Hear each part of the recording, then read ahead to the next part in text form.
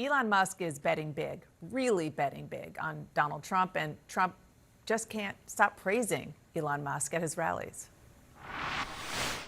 And I love Elon, by the way. They said, "You know Elon Musk?" I said, "I do." In fact, he endorsed me like so beautifully. His endorsement was one of the most beautifully written endorsements. That's in between those rocket ships that go up and down all the time. I mean, how cool was that, though, right? Yeah. Now, just a reminder, Musk is the richest person on the planet, worth more than $200 billion. So the tens of millions of dollars he is pouring into the Trump campaign isn't even a rounding error for Musk. But part of his plan, a legally dubious maneuver to encourage voter registration with $1 million a day sweepstakes for people who sign a petition he created. Now, the question is this bromance a real friendship? Is it transactional, a business partnership? Is it a little bit of both? My panel is back with me, and we are lucky to have Frank still with us, who wrote a terrific piece for The Atlantic, and it is called "Trump May Be Musk's Trojan Horse." That is the subtitle of it. What do you think Musk stands to gain here? So, first of all, Elon Musk is incredibly entangled with the government. He has billions of dollars of government contracts. SpaceX does a lot of NASA's core work. He's got all these contracts with the national security state. He's under investigation for various things. So he definitely needs a patron in the Oval Office. And if Trump gets in, it's an incredible business opportunity because Trump is somebody who practices a kind of cronyist type of mindset. And so there's that. And then there's this other part of what Musk is probably thinking at this time, is that he's somebody who comes from Silicon Valley, and there is this Silicon Valley libertarian fantasy about how the smartest, most super intelligent person should be the person who has their hands on the levers of government. And so Trump has invited Musk into the heart of the government. He says, you're going to be the guy who's going to get to redesign government to be more efficient. He said he's going to be the secretary of cost cutting. And so for somebody who is a monomaniac like Elon Musk, it's an incredible opportunity to not just get rich off the government, but to impose himself on America. And let me just sort of supplement what you just said in a couple of ways. First, I'll show a quote from your piece.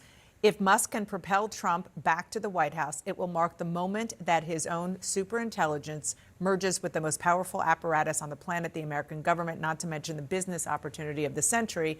And just on that really important note about the entanglement that Musk and all of his billions have, and reliance that they have with contracts from the government, $15.4 billion. That is the amount of government contracts, according to the New York Times, that his companies have gotten from the government. Right. So he's already deeply entangled.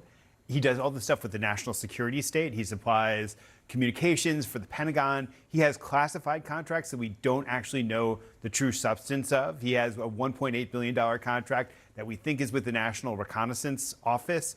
And then if you're the guy who's redesigning government and you're going to use SpaceX as the template, which means that you're going to privatize all these things that the government used to do and hand them off to companies. And then his companies are sitting there waiting with this expertise and these relationships that they've already cultivated. And then there's the way that he appears to be connecting with Trump voters. Let's listen to some of those voters who my colleague Joni O'Sullivan spoke with at some Trump events. He's just so inspirational. What an amazing guy. What I think he offers is being able to use his platform to bring the truth to more people that may not otherwise even give a crap about politics. I was definitely a bit of a Trump hater, I guess. So 2020, you weren't a Trump guy? No. I think I was more on down the middle, didn't really care about it. I felt everything's just too crazy. I don't want to get involved. And this, I guess, is the most involved I'm getting. I haven't gone to any other rallies, and I probably won't. Yeah, I mean, the big question is how much is everything that he is doing right now, pouring millions of dollars into his super PAC, obviously being a surrogate and a big name surrogate at that for Donald Trump. How much of a difference will that potentially make? You raised the question of if he is successful at helping to propel Donald Trump back to the White House. I will say, even at a moment like this, when Democrats are so reticent to underestimate anything that Republicans are doing on the other side, this is one area, the paid voter contact that Elon Musk is working on, where there is serious skepticism. It is really, really expensive. It is not scalable. They do not think that that can replace legitimate voter contact and ground game, basically, that Democrats feel pretty good about.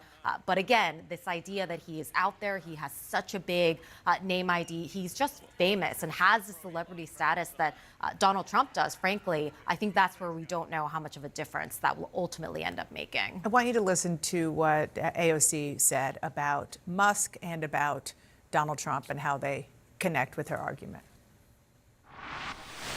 When you have a billionaire just dangling $1 million to those of us and many of us who are struggling to make ends meet if they dance for him. You've got Donald Trump putting on a little McDonald's costume because he thinks that's what people do. They're not trying to empathize with us. They are making fun of us.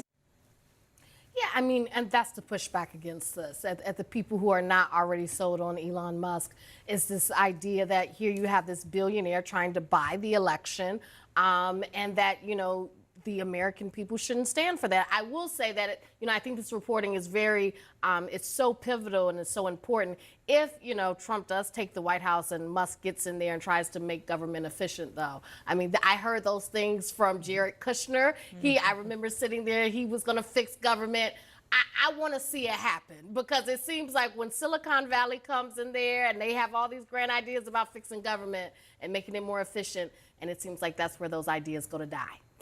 So, yeah. Well, look, just a quick question for you. Do you know if Elon has changed Trump's opinion on electric vehicles? Because that, to me, when you look at the core of Trump's wealth, Elon's wealth, it's EVs, it's Tesla.